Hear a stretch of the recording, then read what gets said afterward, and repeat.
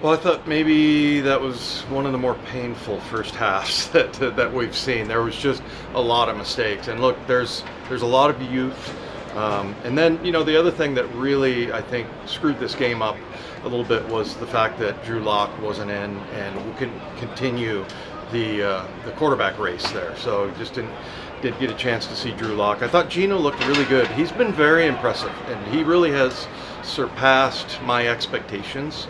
I think there's been a lot of talk about Geno Smith and that we all know what he can do, but maybe not. Maybe if you give him the keys and say, hey, you're going to drive this thing, you're the guy, and just give him confidence. That's what they wanted to do with Drew Lock. I think Drew Lock never got that in Denver.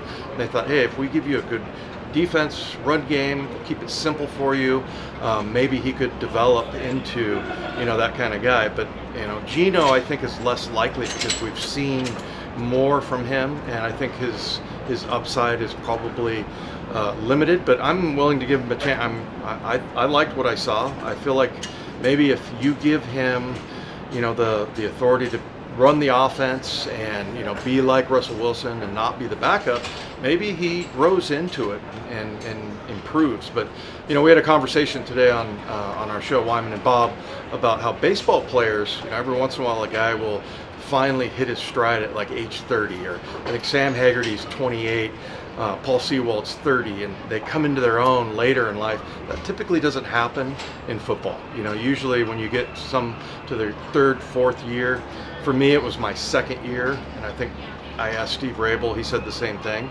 So it's kind of like with Geno, you go, okay, that I think we've seen his upside. But maybe if Pete Carroll encourages him enough and says, hey, you're our guy and we want you to be the leader. I like what I've heard from Geno Smith as far as his leadership goes.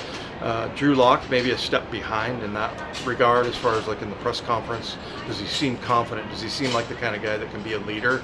I'm sure Drew can. It's just that because everybody in the NFL was a leader in college.